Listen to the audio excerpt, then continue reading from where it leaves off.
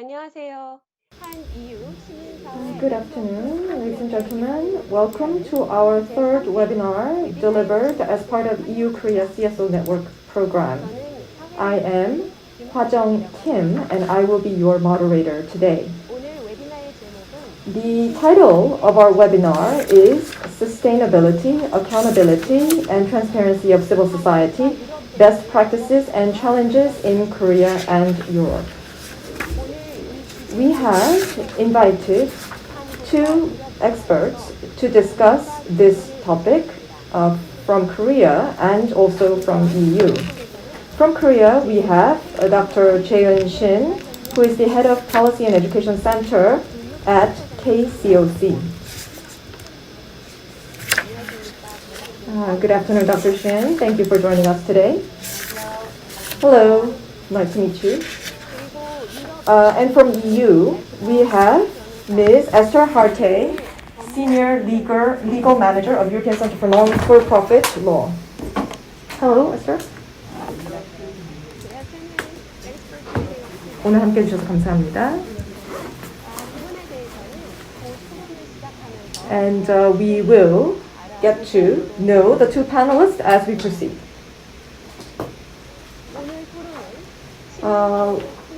First, we will talk about transparency and accountability of civil society.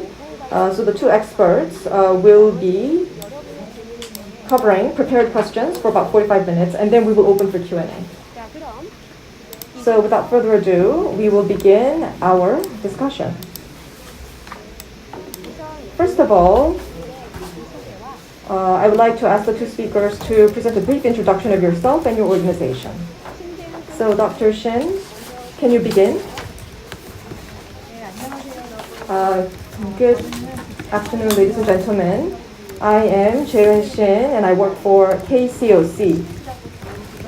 KCOC is short for Korea NGO Council for Overseas Development Cooperation. We're involved in development activities and also humanitarian aid. And so we are a council of different NGOs who are involved in development cooperation.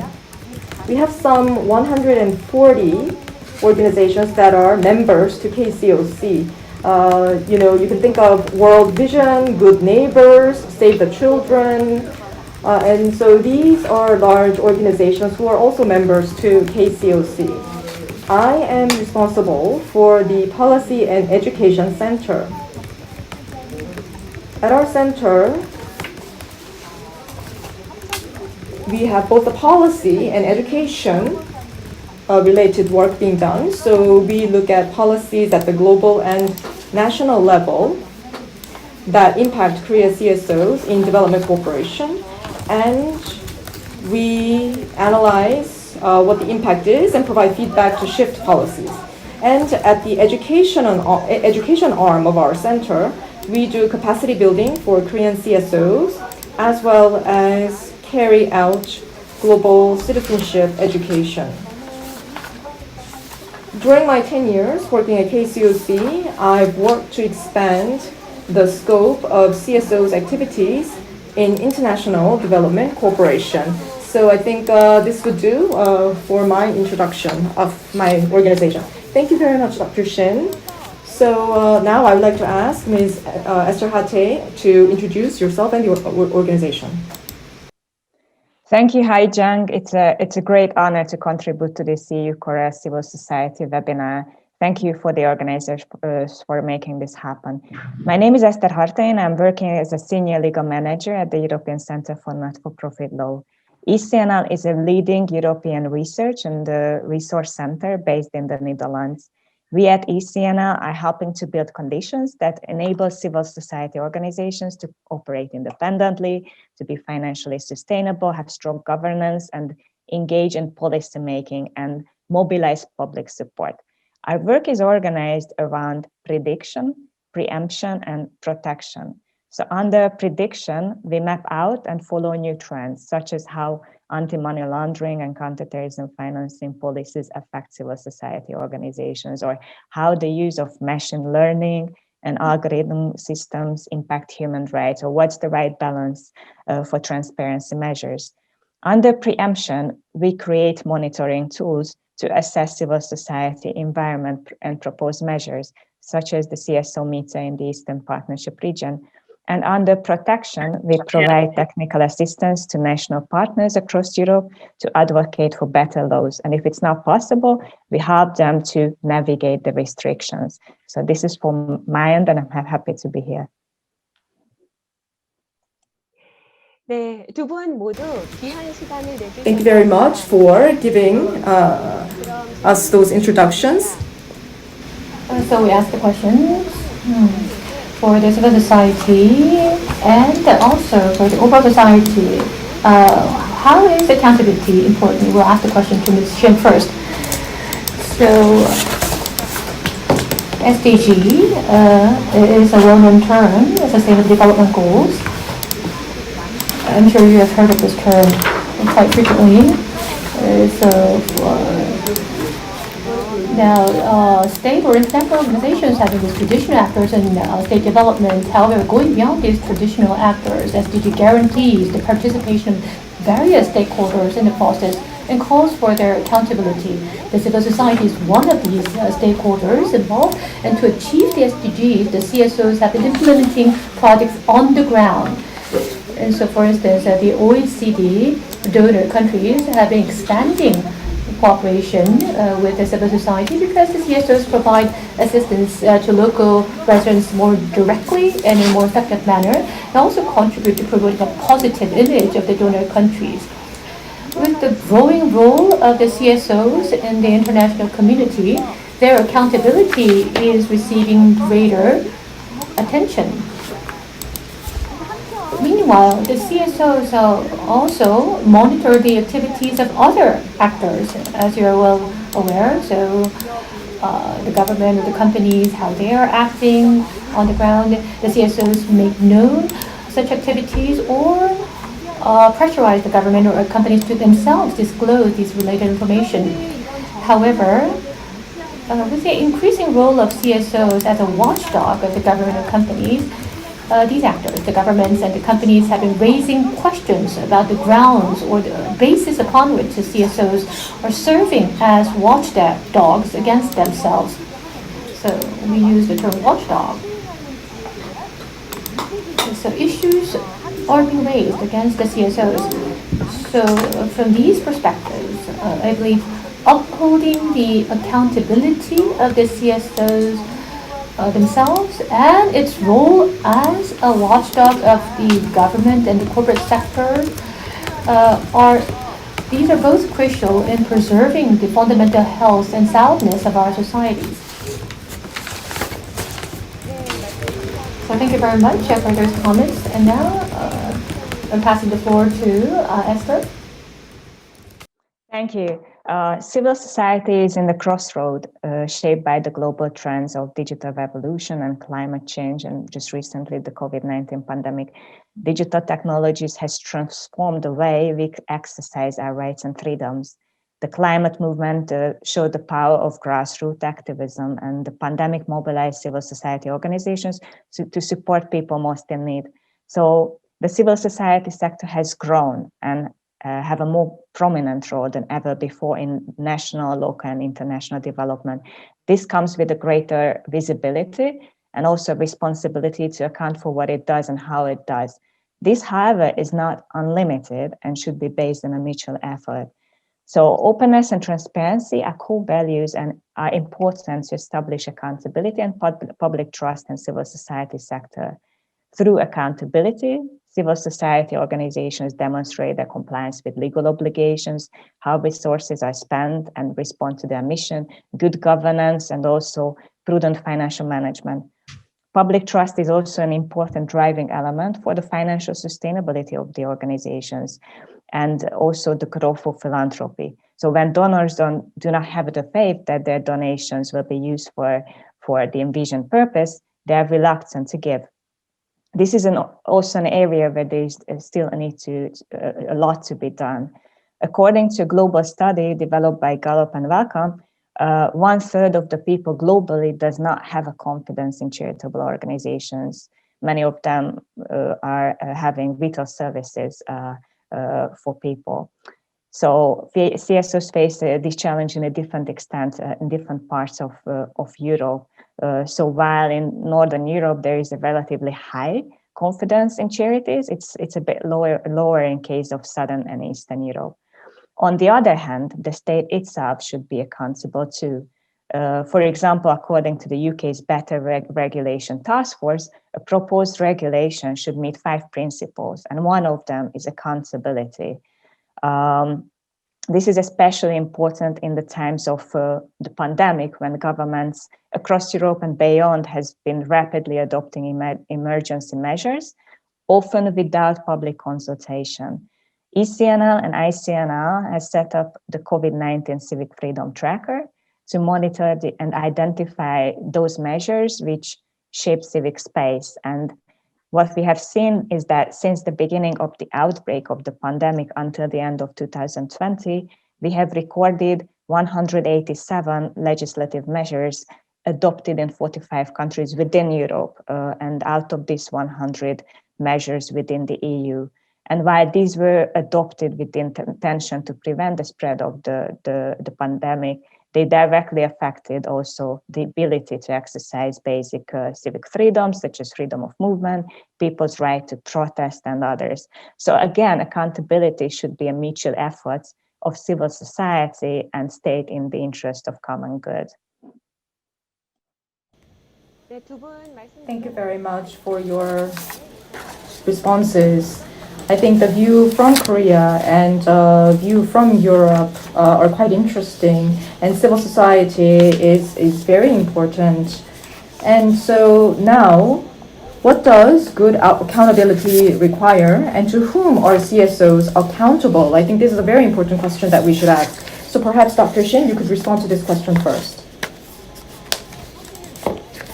When we talk about accountability, there has been a lot of debate and discussion in the Western society. I think there's a higher level of discussion that has taken place about accountability.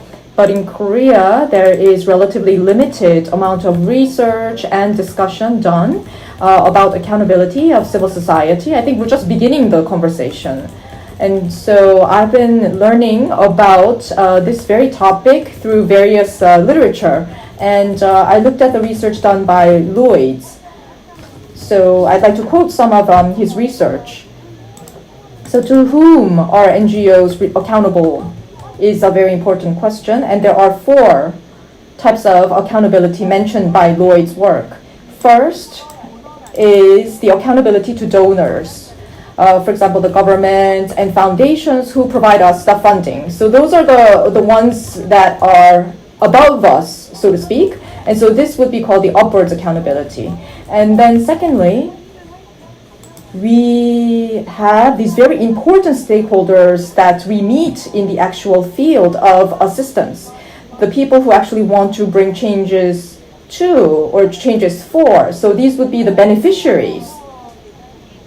Or in certain situations, we could refer to them as clients. So this type of accountability would be downward accountability, according to some researchers. And thirdly, when we carry out these activities, we often make an effort to be externally accountable, but sometimes we miss out on actually being internally accountable. So internal accountability to the employees who espouse the mission and values of the organization is also very important. That's the third aspect of accountability. And fourth, let's say, for example, in the news or through the various incidents, you notice this large scandal about a particular organization, and sometimes it looks like it runs across all of the civil society organizations. And because in this sector, it's very important what the peers are doing. And so the sector standards or reputation need to be preserved. And in order to ensure that they're preserved, we need to have this horizontal accountability to our peers in the sector. But these are not discrete accountabilities, so they are all connected. And when we talk about accountability, we have these relative power relations amongst the various stakeholders that define these different aspects of accountability. And so there are research results that talk about this, and we actually feel this on site, in the field. For example, NGOs feel that the donors who provide the funding is very important. But the more they prioritize the donors and the accountability to the donors, sometimes they might deprioritize or weaken their accountability to the beneficiaries that they are actually trying to serve. And so also some research has found that the more the NGOs emphasize the accountability to donors, this could actually undermine the effectiveness of the services to the beneficiaries in some instances. In 2017,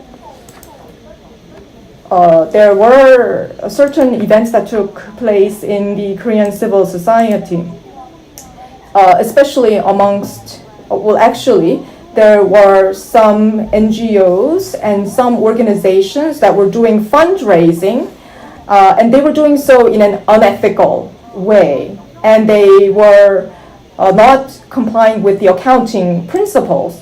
And this actually led to a more broad-based regulation against the civil society as a whole. And so the government started to think that all of the Korean NGOs need to follow certain rules. For example, in Korea, credit card system is widely set up. But the government, in order to regulate the CSOs, they were saying these CSO, if they are actually operating in developing nations, they also need to make their transactions very clear by using these credit card systems, which are not readily available in that market. And so these kind of problems occurred as a result of some unethical practices by certain members of the civil society. But again, these systems are not readily available in some instances, so it's very difficult to comply with these requirements. In Asia, this was relatively easier, but in Africa, it was very, very difficult to do so. So the more time passed, the number of projects that were taking place in Africa, started to decline in number. And so the promised activities that were to benefit the mothers and children in Africa could not actually take place as a result of these newly introduced requirements. And so the upward accountability towards the donors, when we try to comply and try to maximize these accountability to the donors, sometimes it could actually undercut or undermine our accountability towards the beneficiaries. In other words, the downward accountability. So when we think about accountability, we always need to think about how to balance these different weights. And this needs to be discussed with the donors, I think. So we need to discuss with the donors so that we could adjust the priorities in consultation with the donors. In Korea, accountability research is relatively limited, and I think that's why Dr. Shin's discussion just now is very, very meaningful. Now, Esther, can I ask you to respond to this question?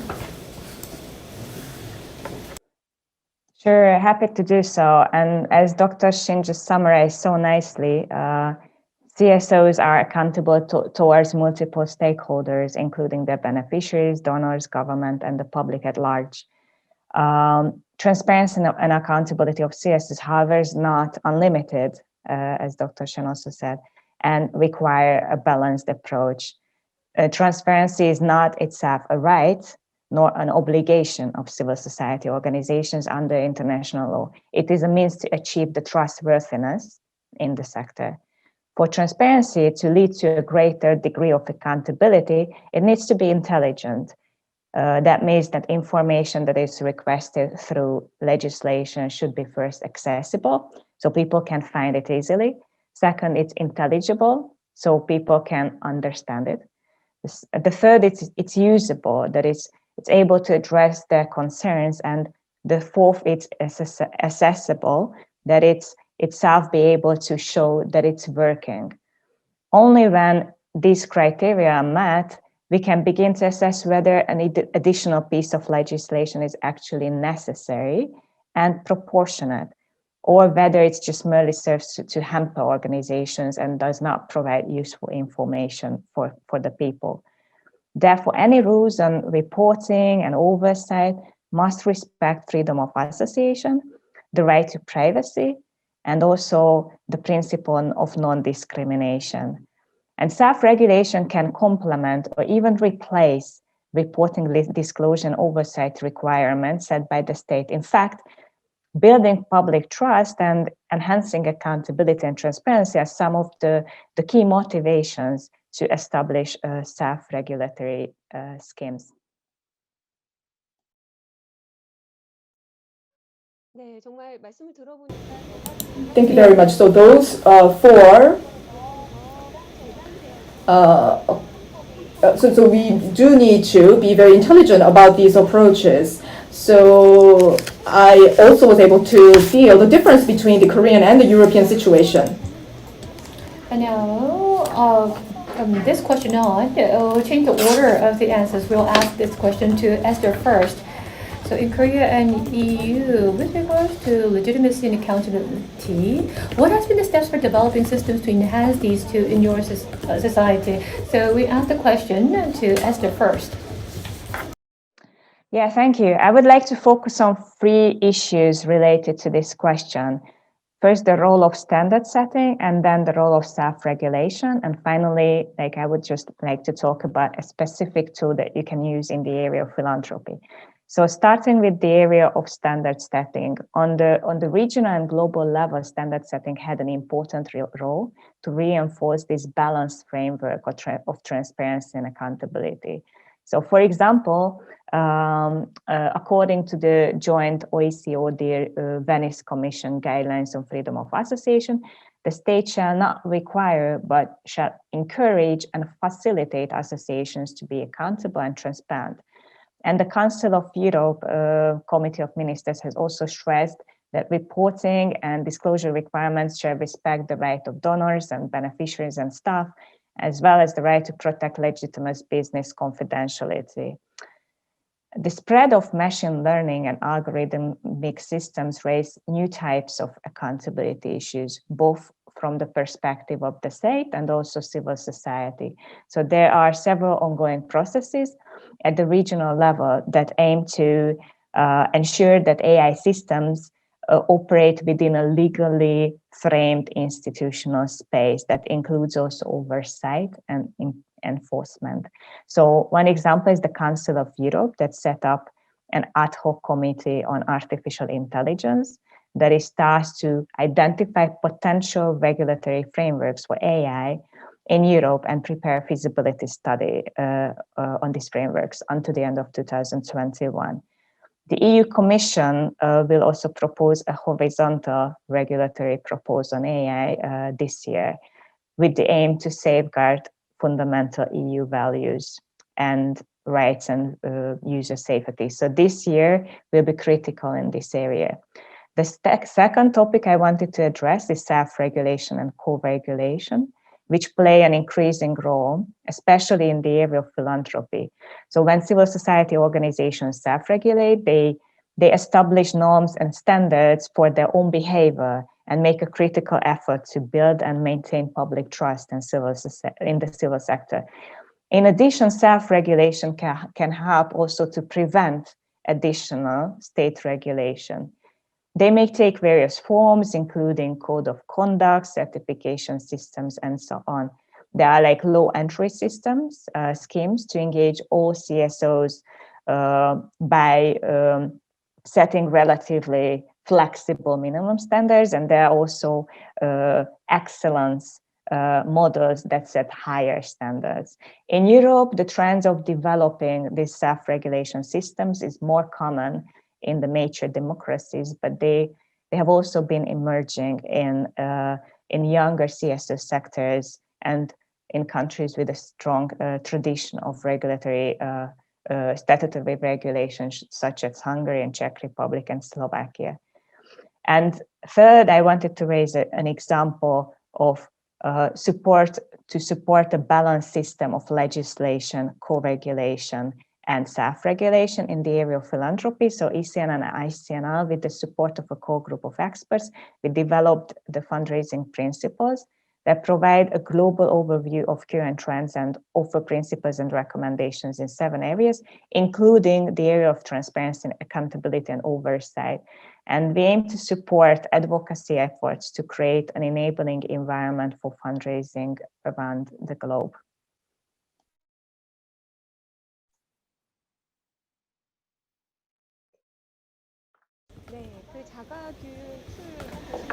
So starting from the self-regulation and the new accountability issues in the digital era has been explained in detail. And we will now hear the answer from Ms. Shin. So please turn on your microphone. In the case of the Korean development NGOs, since the 1990s, they have achieved rapid growth over the past 30 years. So during the past 3 decades, I don't think there has been any other country that has achieved such rapid growth. In the field of development cooperation, the number of agencies involved and the size of the projects they undertake have continued to increase. However, not all the organizations have grown in a balanced manner.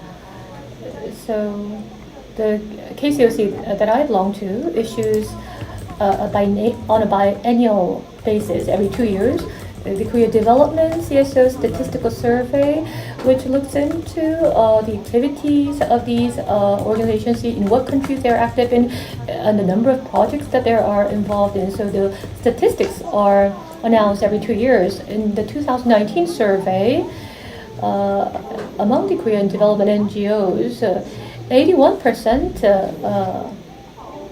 of their overseas projects were undertaken by 10 mega-sized organizations. 10 organizations were responsible for 81% of the overseas projects, while the remaining 123 organizations were expending the remainder of the total financing, 90%. So this is a trend that has continued throughout the history of the international development history. For instance, after the year 2000, the organizations that were established before 2000 and those that were after 2000, their activities are very different. In the case of the organizations that have been established after 2000, in terms of funding, budget size, their dependency on the government, it's different from those that were established before 2000. This means that understanding of what international development cooperation stands for may be different organization by organization. It also means that execution ability of the organizations varies as well. Similar to the overseas examples, in the Korean civil society as well, financial corruption cases and ethical scandals have taken place. And although the scandals did not directly involve any development NGOs, the impact is felt in the activities of the development organizations as well, despite the fact that they were not directly involved. And so up until now, the Korean development NGOs at the individual organization level have been responding to the issues of accountability over the years. However, As the accountability issues continue to rise both at home and abroad, the development NGOs, the CSOs, have started to feel the need to go beyond individual responses and are seeking joint responses. And as such, within the KCOC in 2007, starting from 2007, we have been publishing a code of action, and the member organizations have been signing on to the code of action. And when you become a member of KCOC, they sign on to the code of action and pledge to abide by it.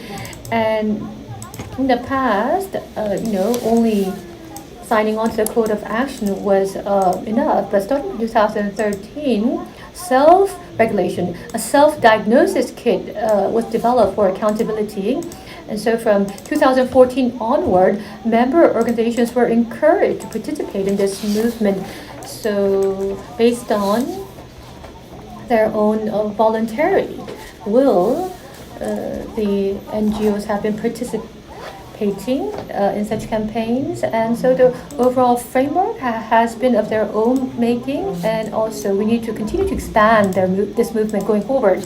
For instance, scandals and financial corruption cases have taken place for a few organizations. When that happens, the government has been strengthening supervision over the civil society. However, this is not an easy task. Such approaches have been proven to have severe limitations through many different studies. As has been spoken by Esther as well, the NGOs on their own, based on their voluntary will, they need to come up with their own accountability scheme and institution, and also environment conducive for them to comply with these several regulatory measures need to be created. And so the regulations themselves by the government should be very clearly targeted and limited in scope.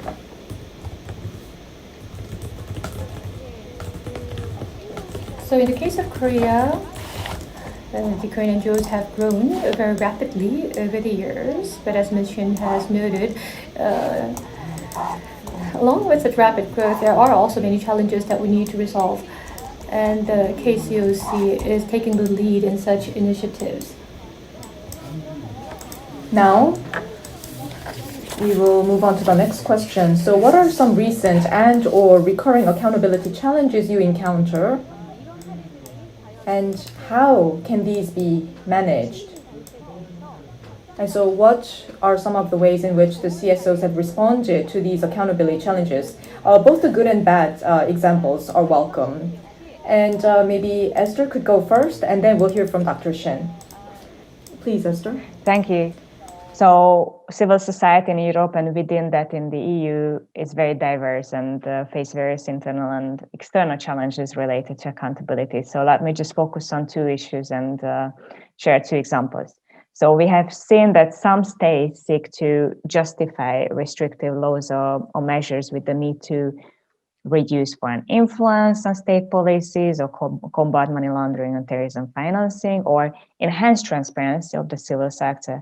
Within the European Union, we have seen the stigmatization of foreign funded organizations in Hungary, for example, where they need to register in a special state registry paired with burdensome reporting and disclosure obligations. And the European Court of Justice just half a year ago has officially sentenced that it's in breach of the EU law. CSOs in Bulgaria and some other countries has been also facing a deterioration of the public image due to the government's negative rhetoric. Some governments not only target certain civic groups, but also spread doubts about their legitimacy by arguing, for example, that CSOs are self-appointed rather than elected, such as political parties. Therefore, it's important to reinforce the source of legitimacy through ensuring local relevance or strengthening downward accountability and shaping counter narratives. Enhancing transparency of the CSO sector, however, is not by itself a legitimate aim, for restricting the freedom of association. Extensive and overly burdensome reporting requirements or enhanced inspection or destigmatization or harsh sanctions will never be proportionate to any legitimate aim. So let me just give you two examples. There is an ongoing debate for almost 3 years in the Netherlands on how to find a balanced approach in this area. So in December 2018, the Dutch Ministry of Legal Protection published the draft law on transparency of CSOs for consultation that required all civil society organizations to publish overview of donations that amount or exceed 15,000 euro a year, including the names and amount, names and places of residence of the respective donors. And the failure to do so would have resulted in criminal liability. It raised serious concerns and a big pushback within the civil society sector based on the right to freedom of association, donors' right to privacy and protection of personal data. And in 2020, a new draft law was introduced that took a different approach, a different framing, and a more nuanced approach with narrowing the focus of CSOs that are considered a potential threat to public order, general interest. So the issue continued to be subject to discussion and shows that it cannot be solved with a one-size-fits-all approach. Instead, there is a need for a systematic dialogue with civil society to find a proportionate and risk-based and nuanced solution to address any emerging accountability issues. And the example of Germany also demonstrates that many important mitigation measures can be taken by civil society organizations themselves, including through broader self-regulatory initiatives. So one example is the Transparency Civil Society Initiative that started in 2010 to promote transparency in the German civil society organizations. And now more than 1,100 nonprofit organizations joined the initiative and publish relevant information about their organizational structure, activities, and finances on the website. The rapid spread of digital technologies also raises new types of issues related to accountability. So the use of algorithmic systems often lack transparency and accountability. So ensuring the meaningful participation of those who are affected is a prerequisite for rights-based development and deployment of technology. And it's in particular important that the needs of vulnerable groups should be heard as well. 예, 지금 말씀을 들어보니까 이 주권 국가 차원에서의 The states have sought to regulate CSOs, and also there is a need to address complexities and to have a more nuanced approaches. And I believe there are examples and of efforts being made to deliver such more nuanced approach. Well, I think I would like to now hear the answer from Dr. Shin. So on the same question, Dr. Shin, please. Well, Esther has cited a number of European examples which are very helpful for me because, as I mentioned before, in Korea, there has not been enough discussion about accountability and transparency of civil society. And so people often think that tightening the regulation would actually enhance accountability of civil society as a natural course. But, and oftentimes, this is based on the principal agent theory. So if the principal delegates a certain level of authority to the agent would act in alignment with the principal's wishes and be accountable, to be accountable in the way that the principal's wishes. But like I mentioned before, this could reinforce the accountability to the donors while weakening the accountability to the beneficiaries. That's one limitation. And in another sense, so think and also, is this environment ripe for the civil society to actually comply with the kind of requirements that donors are setting? So, to talk about one of the things that we are concerned about in Korea.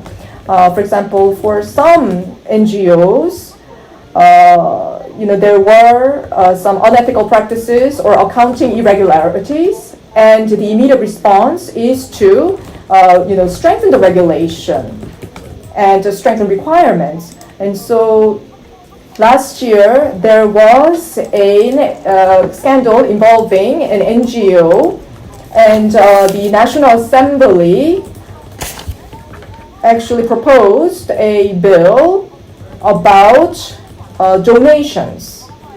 And so this bill has been put on the table, and the discussion on that, actually there are 18 bills, proposals that have been submitted.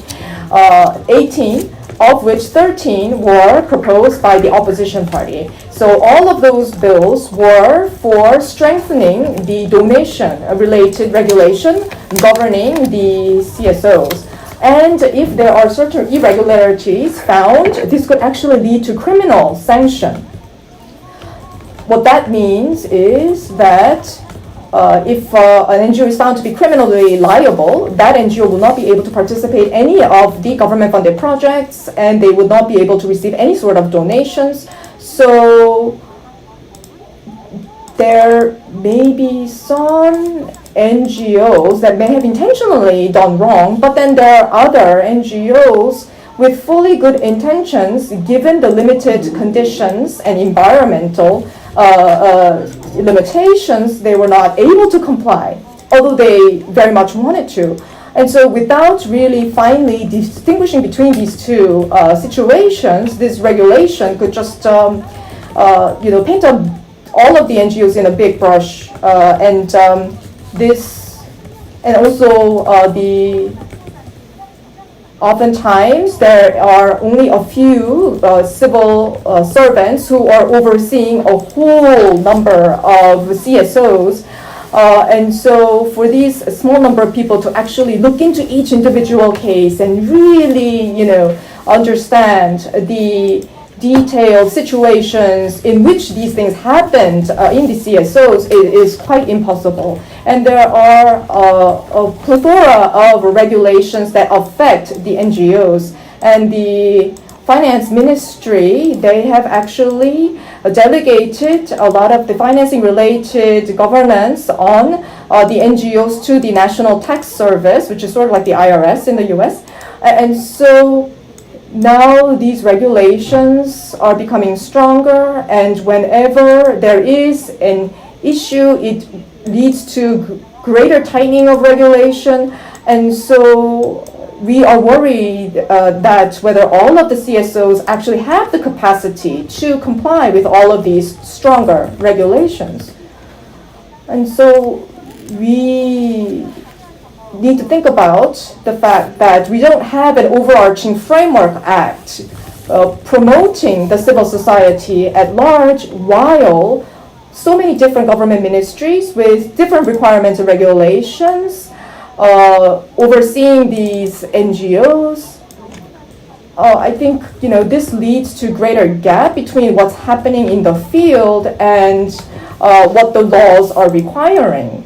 And so while there is a lack of an overarching framework act, it's very, very difficult to help NGOs comply with all of these requirements and really promote a healthy growth of the civil society. So we really need to discuss this. Yes, thank you very much for those comments. With regards to accountability and transparency, a more active discussion is called for, and by making this more public, I think we really need to delve into the issue, because this issue is something that has many different aspects to it. And so the examples from EU through this webinar, I think, can be learned. And this time around, we'll now give the speakers a chance to ask questions they may have for each other. So asking questions and receiving answers from each other. We'd like to pass on the floor to Ms. Shin first. Yes. I'm so pleased to have a chance to meet Esther. And EU is composed of many different countries, and so I think there will be many different examples that we can actually hear and learn from. So I'm very happy about this chance to be with you in this webinar. In connection to what I've just said, in the case of Korea, there is no basic law to promote civil society development, especially under the Moon Jae-in government. Despite the fact that the basic law was a priority policy task when this government was inaugurated, because the issue is not a political priority, it seems the basic law is really far in coming. In addition, the opposition parties' demand to regulate the civil society is growing with the outbreak of CSOs accountability issues. And so, is there a similar example to be found in Europe? If so, how did you respond to such a situation? If not, what should the Korean civil society really focus on to legislate this basic law on civil society development? On which particular aspect should we focus on to make this law a reality? Well, thank you so much, Dr. Shin. And the question raises two issues, so let me address them separately as well. So policy documents promoting civil society development and cooperation between the state and state institutions and civil society organizations are important to collaboration and confidence building and trust building. And since the 1990s, they became increasingly popular in Europe. So within the EU, some of the good examples include Estonia and Croatia, and they inspired the development of strategies also in other countries like Moldova or North Macedonia, just to mention a few that ISEAN supported too. And why are they important? Because they can contain a clear undertaking by the government to support civil society organizations, and the state recognizes the important role that civil society organizations play in the social and economic development of the country, and is ready to support a more favorable environment for them. And oftentimes what we see, the idea is coming from a group of civil society organizations or umbrella organizations. So CSOs could have an important role to promote the development of such document in Korea too. It's important to follow an inclusive process and plan the implementation and the necessary human and financial resources well ahead. Regarding the second part of your question is for the need of regulation to enhance civil society accountability. So it's important to follow a risk-based, targeted and proportionate approach. So is there really a need for further regulation? As you said earlier, does a good co-regulation or self-regulation address any concerns related to accountability? And it is important to have a constructive discussion with civil society on this matter. I hope this answers your question.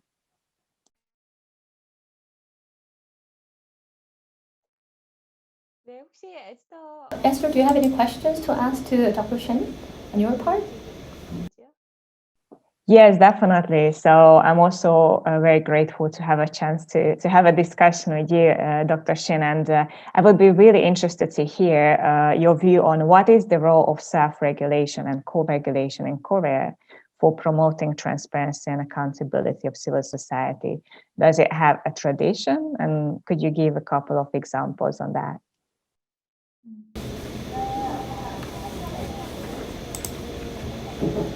So I talked about this issue, actually. In the case of accountability at the individual organization level, originally, for those organizations that have the capability, they have been focusing on accountability. However, at the KCOC level, starting from 2007, we really felt the need for co-responses to the accountability issue. And so on 2007, we created the Code of Action. And starting from 2013, we felt that just signing on to the Code of Action is not enough. We need to go a step further, so that we need to make voluntary moves in order to check ourselves and to really inspect ourselves. Starting from 2014 onward up until the present, every year, we are doing this, and it's not all the member organizations that are doing this actually, but as the years passes, the number of organizations that are participating in this movement is increasing. And also, with regards to my previous question, with regards to your answer, actually, let me add something to it. Establishing a strategy and clearly defining the role of government, you said that was important. Well, in the international development cooperation agencies or organizations, we have that experience. In 2017, as the institutions changed, it became very difficult to engage in overseas projects. And so in 2017, for 3 years, we made a lot of effort to change this environment, so that in 2019, between the government and the civil society, there was a document for basic partnership between the government and the civil society. And last year, in 2020, how are we going to implement this action plan? The specific action plan was also devised last year. In the process, it was not the government taking a unilateral lead. It went through a whole year of consultation between both parties, so that a document was produced as a result of that consultation, and a 5-year plan was established. And for every year, there's an action plan, and within the basic 5-year plan, so spanning the next 5 years, we made sure that these elements were all there. And so within the international cooperation field, there is this good example in Korea. But if you look at the overall Korean civil society, as of yet, we are rather behind in this aspect. So the overall legal framework, we think is a priority for us, establishing a basic law on this. That's the reason why we asked this question about the European example. Thank you. Thank you very much. We don't have a lot of time left for us, and I know there are many young people, students who are listening in on this conversation, and I know quite a number of people want to actually become stakeholders in the civil society. So what is your advice for young activists who are interested in working for civil societies? That's one question, and we are going to also address some questions that were posted on the chat box. So the question is again, what is your advice for young activists who are interested in working for civil societies? And also another question to Esther is, what are some indicators that show the accountability and transparency of CSOs? So if you could address both questions, please. Esther, first. Yeah, thank you so much, and for all the young activists joining the today webinar. And of course, I encourage everyone to get engaged in a civil society organization or a movement with a mission that you feel close to your heart. And as a young activist, you can support the transparent and accountable operation of this organization or of movement that you engage in. And you can also have a role in monitoring the civil society environment and reinforce that a proportionate and nuanced approach and transparency is necessary, taking account the self-regulation and self-measures, what we discussed earlier today. And isolated cases of scandals that Mrs. Shin also mentioned should not lead to the adoption of blanket provisions that restrict the CSO sector as a whole. And in terms of the second question you raised, I can address that now as well. In terms of what are the indicators of accountability and transparency. So as I said, like accountability is a way to work in the public benefit. And probably the three most important elements are that they comply with legal obligations. Again, here that the legal obligations need to be also in line with international standards. The second is that they have good governance and an internal system of checks and balances. And the third is probably to have a prudent financial management. So I would say that these are some of the key elements of accountability.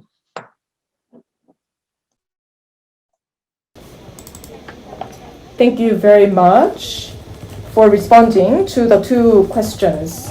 Now, I would like to ask Dr. Shin also to respond to the request for advice to the young activists. And also, you also can talk about maybe the children's rights issue as well. Yes, so let me first touch upon the children's rights question.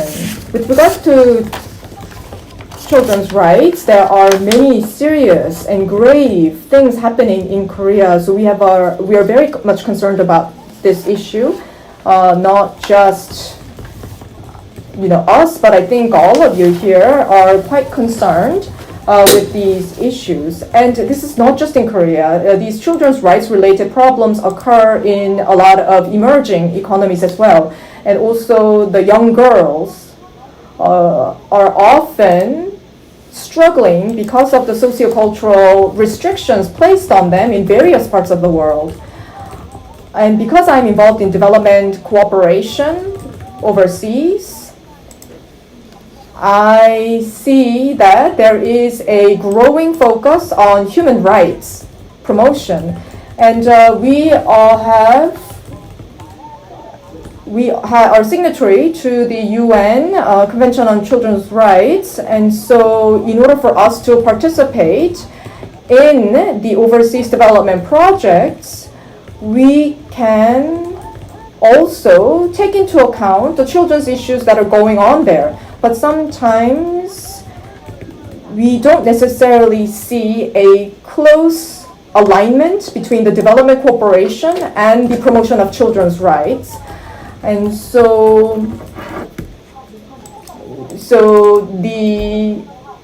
there are some accountability measures where the states need to report on their children's rights situation, and also the NGOs can participate and submit their views in the report.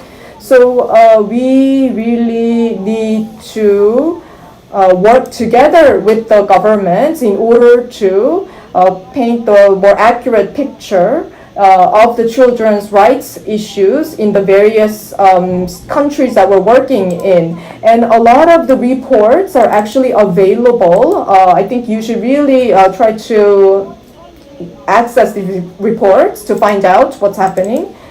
And also, with regards to advice for young activists, well, when you think about development NGOs, and when you're interested in development NGOs, I know you're thinking a lot of the times about the larger development CSOs like World Vision, Good Neighbors, Save the Children. So these are larger organizations with quite an organizational capacity. So these are more fully developed organizations. So that's the kind of organizations you might think of when you think about joining in a development cooperation CSO. But actually, a lot of the Korean CSOs involved in this area don't have such a long history. So when you get involved, you may enter into an organization that are not fully ready to be fully accountable. Actually, you might have to work to help that organization build an accountability framework and strengthen accountability practices. And in certain cases, you you may find situations where it's not the fault of the organizations. And for example, there may be certain restrictions that make it difficult for these organizations to be accountable. And so we believe that compliance with the law is a very important part of accountability, but sometimes these laws themselves are not really promoting a good environment for CSOs to work. So the fact that certain CSOs did not follow the law does not necessarily mean that they are not, responsible and accountable members of civil society. So bear these in mind. And you should also bear in mind that these organizations should not just engage in individual efforts, but also work in cooperation with other organizations sharing these same issues. So I really encourage you to get involved and work together. Thank you very much.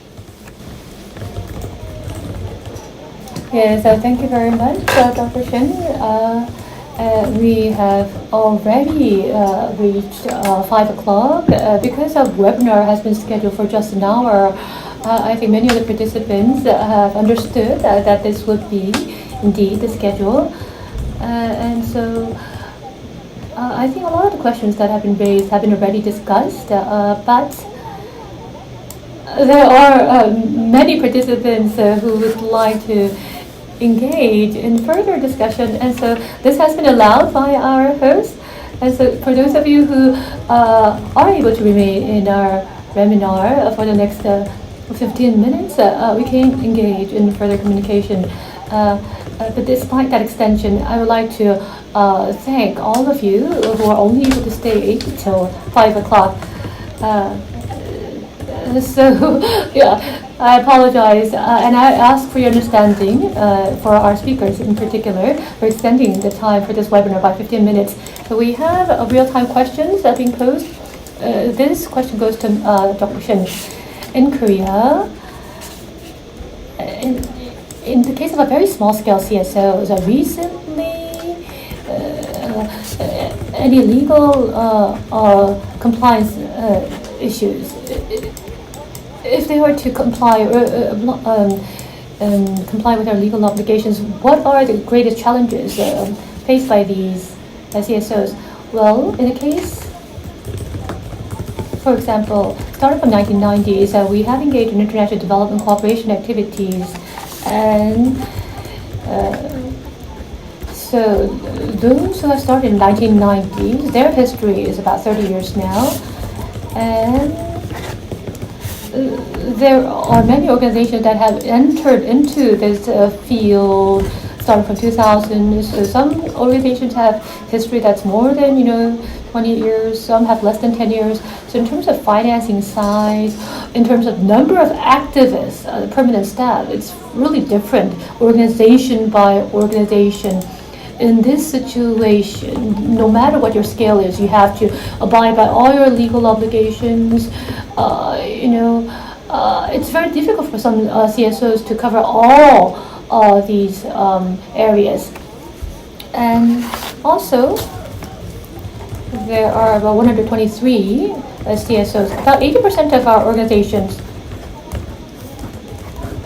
among the total of the international cooperation budget, they only take up 20% of the total budget, and 20% of the mega-sized organizations, they undertake 80% of the overall overseas project financing.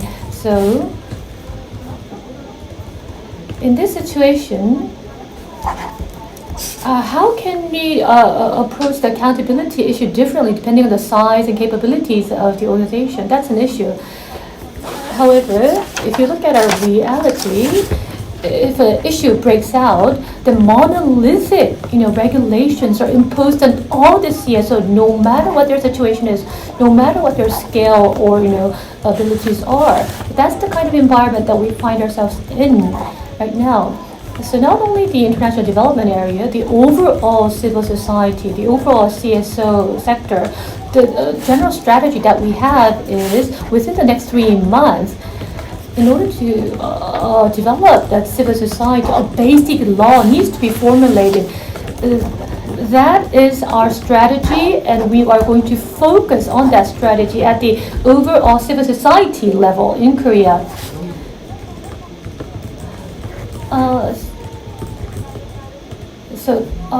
Overall, a general law, we need to have that overarching framework, and then beneath that, we need to have individual regulations or laws. So under the umbrella law, we need to really interpret these individual laws. And that's been spoken by Esther, the freedom of association and the freedom of assembly. Regulations need to be implemented to the extent that they do not infringe upon these very basic and fundamental rights. And regulations are only for regulation's sake. That will not solve any of the problems. So the Korean civil society at present, we are really going to focus all our energy on legislating this basic law on the development of civil society. The difficulties and challenges are faced by the small size as CSOs. Those kind of issues will not go away anytime soon. But what we need to do at the present moment is to make sure that their basic fundamental rights or needs are taken care of through this general umbrella law. And only when that law is implemented or legislated, I think environment more conducive for NGO activities can be really created. Thank you very much for that response. I would like to say that I learned a lot from the two panelists, so I have a question.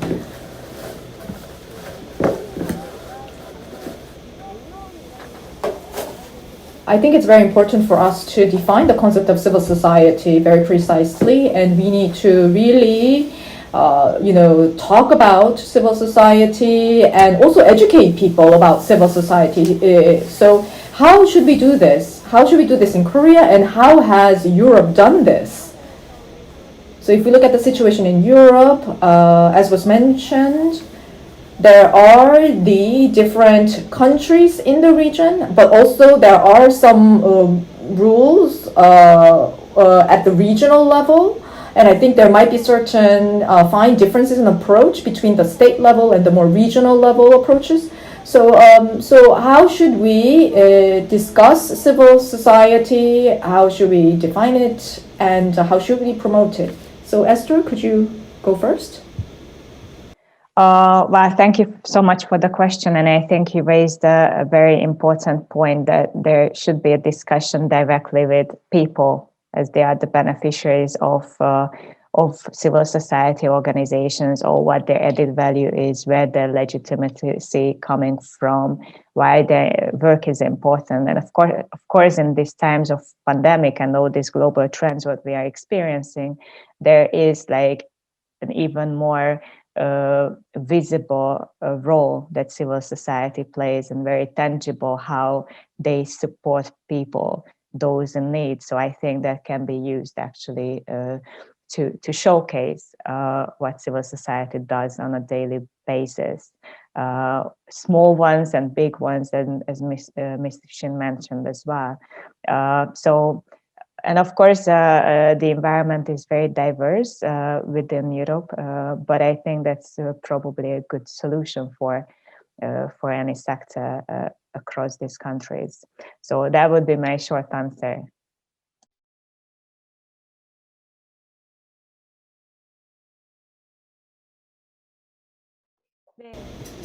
Yes, thank you. In the case of Korea, the current administration came into power. Well, actually, after the Korean War, there were different types of administrations. There were authoritarian administrations, and we had gone through a process of democratization. And in the process, the civil society has often played the role of resisting against authoritarian governments and promoting democratization. But right now, the civil society is not at odds all the time with the government. As Esther mentioned, civil society organizations really need to address the the needs of the people, and sometimes they serve as a complementary force to government activities. Traditionally, we see civil society as a sort of a resisting force against the government forces, and depending on whether you are siding with the opposition party or the incumbent party in power, sometimes you see the civil society very differently. But the Korean people need to, I think, transform their perspective on civil society. And as Esther mentioned, the current situation of COVID-19 has really highlighted the importance and the critical role that civil society plays. And so at the end of May or June, in the pandemic situation, we want to maybe have some sort of a discussion session where we would look at the different civil society organizations' responses to the pandemic, and we're actually trying to organize this event so we can share these different practices across the world. And actually, we are seeing an expansion of activities of civil society and our scope of influence. So I think if you're interested, I would like to really have you join in our event once that becomes a reality. Thank you very much. And so to sum up, really direct communication exchanges is really important, talking it out in the open and collecting opinions from the general public, and bilateral interaction and horizontal approaches is really important. That's what I learned through today's dialogue. Despite the extension in our schedule, we'd like to really thank our speakers for their effort. We'd like to thank all participants for joining us in today's webinar. This webinar is a third discussion roundtable that has been hosted as part of the Korea-EU Civic Society Network program. KEN Network is a networking program to seek alternatives on a comprehensive set of issues, including human rights and discrimination, through the exchanges and dialogue of organizations, CSOs and activists between Korea and EU. For more details, please visit our website and register. That is website www.kensco.org. If you register, you'll be able to receive our regular newsletters. So we'd like to once again extend our gratitude to Dr. Shin and to Esther Harte. My deep, heartfelt gratitude goes to our speakers and also to all of our participants. Thank you very much for your attention. Thank you very much. 감사합니다.